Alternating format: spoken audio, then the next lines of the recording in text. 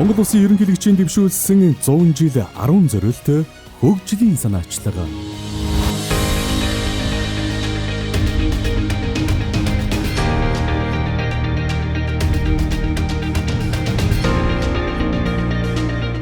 Монгол Улсын ерөнхийлөгч Хүрэл Сүх баруун бүсийн тулгуур төв Ховд аймагт ажиллалаа.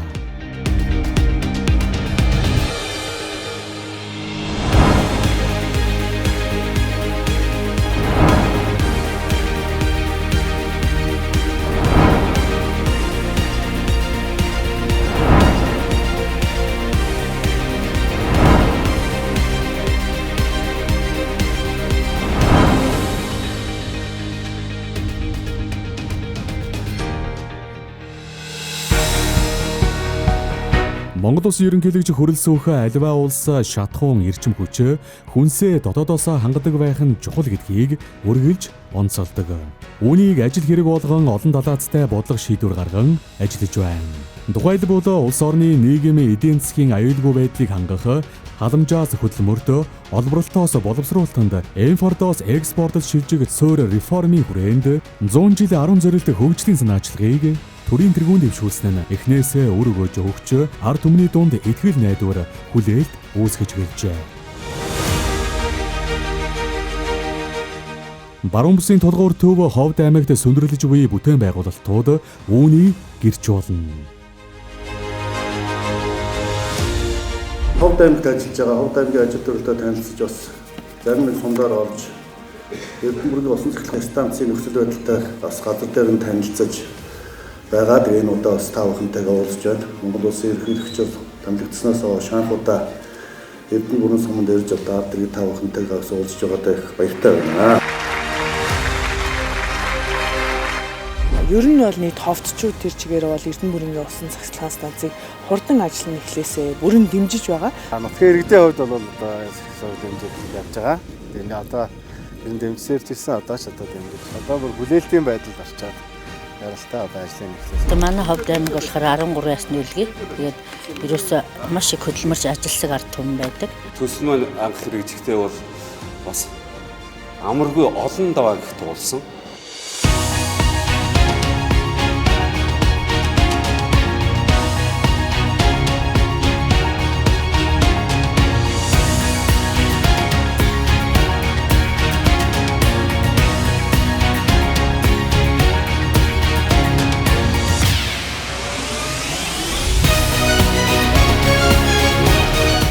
Монгол Улсын ерөнхийлөгч Хүрэл Сүх ерөнхий сайд байхдаа Ховд аймагт 2 удаа ажиллаж байв. Тухайн үед шав тавих ёслолд оролцож байсан Ховд Эко цемент үйлдвэр энэ үеэр ашиглалтанд орсон нь төрийн тэргүүний төдийгүй Монгол түмний бахархалд мөч болж үлдлээ.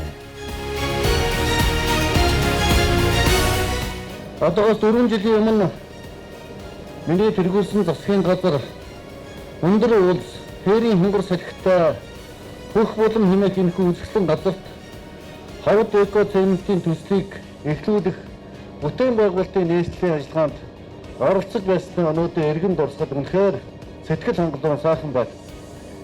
Тэгэхэд энэ чамарч барилга байгууламж байгаагүй тал газар байсан. Өнөөдөр ийм сайхан үйлдвэр сөндөрлөн босоод та бид энэ үйлдвэрийг нээж байгаадаа үнэхээр их сэтгэл догдолж байна.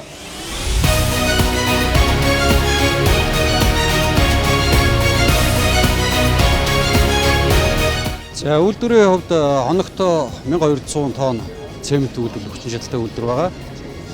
Бид энэ үйлдвэрийг 2020 оноос үйлдвэрийн бүтээн байгуулалт эхэлж 22 оны 10 сард эхний 100% ашиглалтанд оруулаад өнөөдөр ингээд үйлдвэр бүрэн хүчин чадлаараа ажиллахад бэлэн болчиход байгаа. Энэхүү сайхан байгууламжийг дандаа Монгол хүмүүс одоо барьсан. Одоо Монголын баялаг бүтээгчид энэжээ техник ажиллаж барьж ашиглалтанд оруулсан ийм сайхан үйлдвэр. За сүүлийн үед инновац технологи шингэсэн сайхан үйлдвэрүүд ашиглалтанд орж байна. Монгол Улсын 408 зохист. За өнөөдөр баруун бүсийн 5 аймгийг цементээр хангах, дээрээс нь Эрдэнэбургийн усан цэцлэгийн станцыг одоо хямд цементээр хангах ийм боломж бүрдэж байна.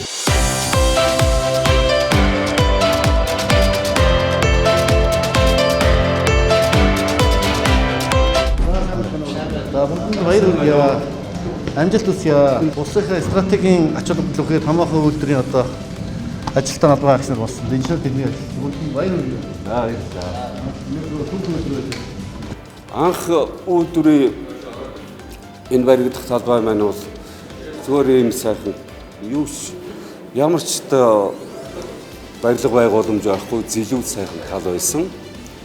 Энд бид энэхүү томоохон бүтээн байгуулалтыг бол барьж байгууллаа.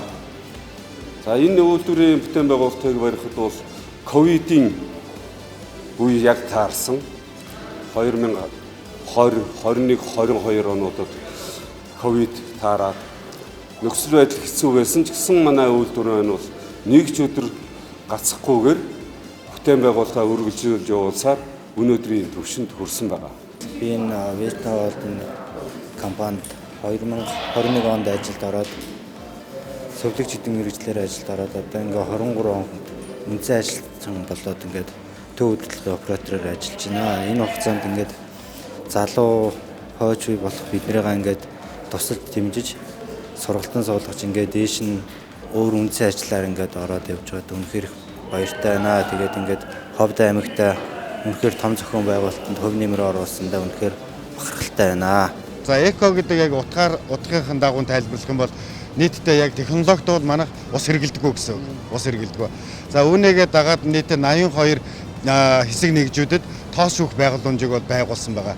Энэ тоос шүүх байгууламж нь үйлдвэрийн технологитой холбоотой тоостой агаарыг шүүж аваад тоосыг нь технологийн горим руу эргүүлэн оруулдаг. Цэвэр агаарыг нь агаартай бол буцаад нийлүүлдэг гэсэн үг л дээ. Монгол улсын ерөнхийлөгчийн дэвшүүлсэн 100 жил 10 зорилт хөгжлийн санаачлага.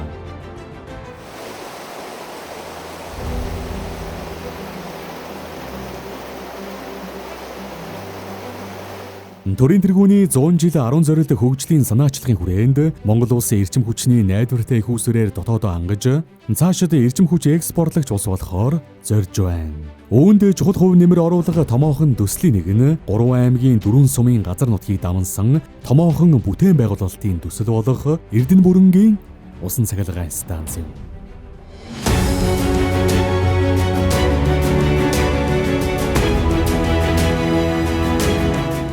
5 км хоолойг энэ уулан дундуур явуулаад 60 метрийн өндөрчлөлтийн зөрөөг 80 м болгож тэгж илүү хүчин чадал 60 МВт 90 МВт болгож өсгснөөр станцын эдийн засгийн үзүүлэлттэй шилсэн. Тэгээд ерөнхийдөө бол feasible буюу эдийн засгийн үр ашигтай гэж дүгнэлт гарч ийн төсөл хэрэгжиж байгаа. Эрдэнэ бүрэнгийн усан цахилгаан станц бол эхний ээлжинд одоо тусгаалсан зээлийн хэлцээр 7 сар гэхэд байгуулагдах баг. Тэгээд үндсэн барилгын ажил бол эрчимтэй эхлээд явчих нь. Ирэх жилээс бол барилгын ажил бүрэн жигдэрчих гэсэн үг.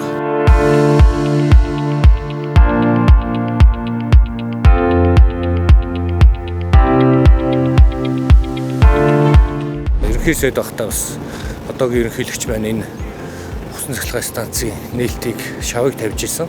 Бараг 50 гаруй жил яригдсан. Энэ цахилгаан станцыг одоо ингээд 2019 онд эхлүүлж исэн. За өнөөдөр бол ингээд Т100 зураг төслийн ажил, макетын ажил бол бүрэн дууссан байна. Төрийн тэргүүн бас өөрийн биеэр ирж ажиллаж байна. 24 оны одоо 12 сарын 31 гэхэд бол хамгийн ихний ээлжинд ашиглалтанд цахилгаан станц бол Бөөрөлжөд цахилгаан станц байна. 350 МВт-ийн 2 турбинтай 300 МВт-ийн цахилгаан станц 2024 оны 4-р улиралтай багтаа ашиглалтанд орох баг. Энэ үед бол бид нэр ерөнхийдөө цахилгаан эрчим хүчний дутагдлаас гарч эхэлнэ гэсэн ийм төлөвлөгөө бий. Дус цахилгаан станц баригдсанаар баруун 5 аймагуд дотооддоо хямд найдвартай их өвсвөртэй болж усалгаатай газар тариалан байгалийн аялал жуулчлал хөгжин энэ хэрээр орон нутаг иргэдийн ахуй амьдралд эерэг нөлөө үзүүлнэ. Үүнээс гадна усан цахилгаан станц Эрдэнэ бүрэн сумын байгаль экологид ямар ч сөрөг нөлөө үзүүлэхгүй гэдгийг эрдэмтэн судлаачид тогтоожээ.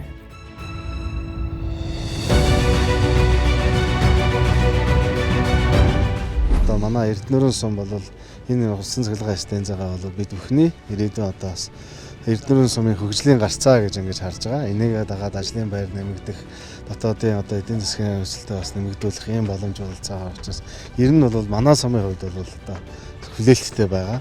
Энэ одоо Монгол Улсын засгийн газрын тэргүүлэх чиглэлд орсон энэ одоо хөрөнгө оруулалт бүтээн байгуулалтаа энэ тэргүүн одоо яаралтай эхлүүлж энэ дээрээ бас одоо төр ажлын байраар хангагдах ийм боломж олцыг бол Эрдэнэ улсын одоо эдийн засгийн боломжоо гэж ингэж харж байгаа. Ер нь бол нийтдээ дийлэнх иргэд бол дэмжиж байгаа. За Ховд аймгийн хувьд бол одоо би баг бүх хэрэг дэмжиж байгаа гэж хэлэхдээ бол итгэл төгсөлнө.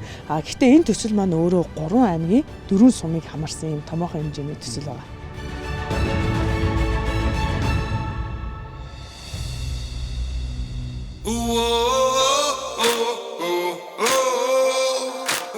Нийт 2271 байнгын 1100 төр ажлын байр шинээр бий болж жилдээ дунджаар 376.2 тэрбум төгрөгийн орлого олгох шинэ Ховд үйлдвэрлэл технологийн паркт үйлдвэрээ байгуулахаар 85 аж ахуй нэгж үйлдвэрлэлийн төслөө эрүүлжээ. Далангаа газар дээр 34 үйлдвэр тийм ээ. За улсын их хурлаар үйлдвэр технологи паркийн хуулийг би санааш батлуулаад өнгөрсөн жил хэрэгжил эхэлсэн байгаа. Энийг үр яг төрөөс дэд үтсэн шийдэж байгаа. Цахилгаан, дулаан, цэвэр бохирус, зам талбайг нь төр хийж өгөх юм. Тэгээд хувийн хвшнийхээ өөрсдөө энэ үйлдвэрүүдийг өөрсдөө барьна. Энэ үйлдвэрүүдийг тоног төхөөрөмжөө өөрсдөө оруулж ирнэ. Эндээс гарсан бүтээгдэхүүнүүдийн 5 жилийн хугацаанд бүх төрлийн татвар чөлөөлөх. Ийм байдлаар хууль батлаад өгсөн. Энэ хөрөндөө үндсэндээ бол Монгол улсын 21 аймгийн хэмжээнд жишг болох л одоо энэ төслийг эдгээр эхлүүлээ.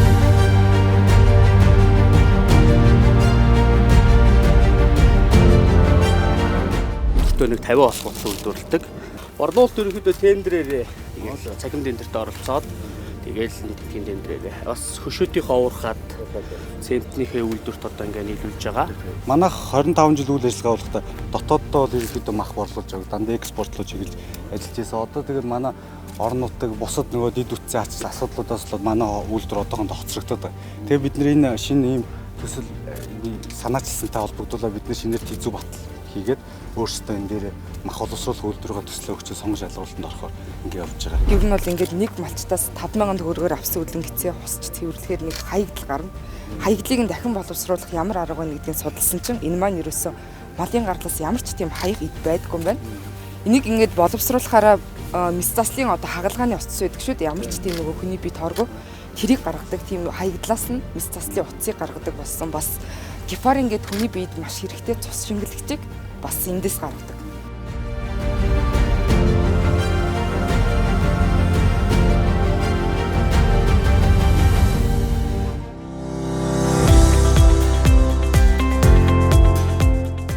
Ховд аймгийн хүнсний ногоо тариалалтаар улсдаа 4-р ордог боловч хөдөө аж ахуйн бусад бүтээгдэхүүн болох сүү, цагаан идэ, махан бүтээгдэхүүн улсын дунджаас 30-аас 40% үнэтэй байдаг.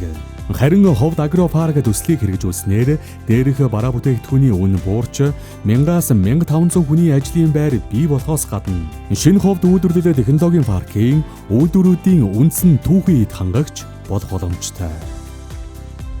Ховд агропарк төсөл бол 2021 оны аймгийн иргэдийн төлөөлөгчдийн урлаар албан ёсны орон нутгийн оролцоот ийм төслийн байгууллага болж ингэж батлагдсан. Тэгээд 2022 оноос үндсэндээ ерөнхий үйл ажиллагаа маань эхлээд бид бүхэн одоо ингэ явж байна. Ховдод өнгөрсөн жил усны асуудал нэлээд хүнд байсан. Тэгмжил ургацууд бас бага хэмжээгээр буурч одоо энэ жил бас хүлээлттэй байна. Тэгээд ямар ч байсан болох байх гэсэн тийм югаар л та ажиллаж байна.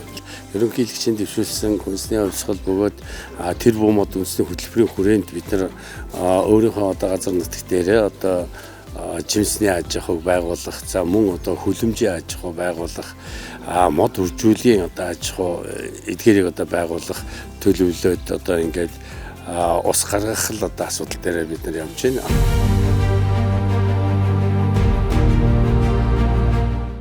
Хүнс эрүүл бол хүн эрүүл байна. Монгол хүн эрүүл байна. Монгол хүн эрүүл бол Монгол түмэн бол одоо хүчрхэг байна гэсэн одоо ураа заалт бас маш том сайхан сургаалын гэлсэн байдаг. Ерөнхийлөгч маань тэр хүний гаргасан уриалгыг манай аймаг сум маань бүлээн авч газар тариалгынхаа төрлийг бас олшруулж ингэ тариалалтаа бид ингэж явуулж байгаа. Миний хийж бүтээж байгаа бүтээл Ховд аймгийн дээдлэлд 4 газрын мод тарьсан хуваарь тэр дотор төрөлбөрийн жимслэг жимсүүд тарьдаг.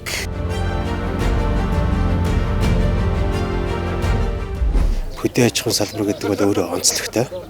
жилдээ нэг удаа одоо ургац хурааж тухайн жилийн борлуулалтыг хийдэг ийм онцлогтой салбар. Эдийн засгийн боломжийг нь бол одоо энэ хүнсний хувьсгал дэх хүрээнд хэрэгжүүлж байгаа энэ хөнгөлөлтүүд бол дэмжлэг үзүүлж байгаа гэж одоо аж ахуй эрхлэгч бид нар бол харж байгаа. Тэгвэл ард иргэдэд бол өдөр болгон шинэ цэвэрс хямд цугаар хангах тийм зорилготойгоор байгуулагдаад одоо зорилготой үйл ажиллагаа явуулж байгаа. Энэ бол Ховд агропарк том төслийн одоо нэгж тийм ээ нэгж төсөл. Ер нь бол бидний хүрийн фермийг нэг 8 ширхэг байх ёстой юм байна. Нэг Ховд аймаг бол сүү махаа бол эндээс хангаа явах юм байна гэсэн тийм утгаар эхэлж байгаа бол энэ бол анхдагч төслийнх нь нэгж байгаа. За Ховд аймгийнхны хувьд их маш онцлог. Ялангуяа одоо хүнсний ногооны тариалтаар бол улстай дээгүүрт ордог ийм аймаг. Шин тутамд бас энэ тэжээлийн таримлыг тариалах, за ялангуяа Эрдэнэ шишийн таримлыг одоо тарилах чиглэлээр нэлээд тийм амжилттай туршилт судалгаанууд хийгдсэн байна. За аймаг орон нутгийн хувьд одоо үйлдвэр технологийн парк, агропарк гэдэг энэ паркуудыг одоо орон нутгийн амжилттай компани байгуулад кластер хэлбэрээр аж ахуйн нэгж иргэдэд оролцоод ингээд зохион байгуулалтад ажиллаж байгаа нь одоо бусад аймагуудаа бас нэлээд тийм үлгэр зэсээс болох үс юм давуу талтай байна.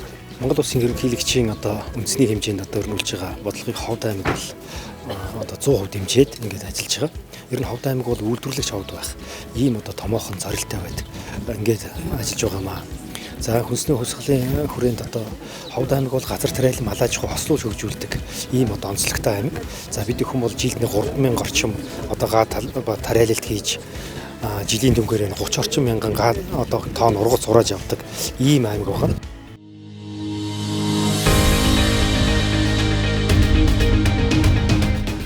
Монгол Улсын ерөнхийлөгч хүрэлцүүлэх хүнс эрүүл байвал Монгол хүн эрүүл байна. Монгол хүн эрүүл байвал Монгол үндэстэн хүчрэх байна гэж үзэн 100 жил 10 зориулсан санаачлагда хүнсний аюулгүй байдал хангамжийн асуудлыг багтааж үндэсний хөдөлгөөн болгон өрнүүлсэн нь ард түмний дунд хүнсний хувьсгал гэгдэх болж үйлдвэрлэгчдийн урам зориг авах томоохон ажил болжээ. Энэхүү хөдөлгөөнийг Ховд аймгийн баялаг бүтээгчид дэмжиж байгаагаа илэрхийлэхийн зэрэгцээ санал хүсэлтээ хэллээ. Хөдөө орон нутгад бид нар энэ банкны өндөр үнэтэй зээлтэйгээ арай ядан мөлхөө явж байгаа. Тэгээ өрсөлдөөн бол шударга биш байна. Энэ дээр одоо яг ямар бодлого болж байна? Банкны үнэтэй зээлээр одоо бид нар олон жил явсан. Тэгээ одоо энэ бол үндэ туйлдуулж байна. Тэгээ одоо ийм гоё зээл гарч байгаа чинь баяртай. Тийм олон үйлдвэрлэл нэг дор нэг зэрэг хөгжих болсон чинь нөгөө талдаа зах зээл баг. Тэгэхээр нөгөө үйлчлэгээний салбараа давхар авч явмаар байна. Өнөөдөр хамгийн гол юм юу гэхээр энэ сайхан хөнгөлөлттэй зээл орж ирж байгаа 7 хоногийн өмнөөс баярлсан. Хамгийн гол одоо ач холбогдол өгч байгаа зүйл нь бол одоо хүнс хөдөө аж ахуйн салбарын чиглэлийн мал аж ахуй газар тариалан за хүнсний үйлдвэр үйлдвэрлэхийг эрхэлж байгаа хүмүүсүүд одоо хөнгөлөлттэй зээл олгож байгаа. Ялангуяа 13-6 гэсэн ийм харьцааны зээлийн хэлбэрийг зээлийн одоо үйл ажиллагааны чиглэлийн юмнуудыг сайн тодорхой мэдээлэл өглөө. Энэ бол одоо бас ач холбогдол өгсөн, үр дүнгээ өгсөн ийм ажил гэж бодож байна. Монгол Улсын ерөнхийлөгчийн дэвшүүлсэн 100 жил 10 зорилт хөгжлийн санаачлага. Цар тахлын дараах нөхцөл байдал, геополитикийн асуудал дэлхийн нийтэд хүнд туссан энэ цаг үед монголчууд бид дэлхийн эдийн засгийн дархлаагаа сайжруулж, эмзэг байдлаа бууруулах томоохон хариуцлагатай нүүр тулж байна. Төрийн тэргүүний санаачилсан зорилтуудыг амжилттай хэрэгжүүлснээр Монгол улс хүчрхэг эдийн засагтай хөгжингүй улс болж чадна гэж үзжээ. Энэ бол дан ганц төр засгийн үүрэг хариуцлага биш, харин Монгол хүн бүрийн хамтран ажиллах, сэтгэл зүрэхээ зориулах асуудал юм. 100 жил 10 зорилт хөгжлийн санаачлага бол монголчуудын эдийн засгийн тусгаар тогтнол, аюулгүй байдлыг хангах их өвлсийн эхлэл юм.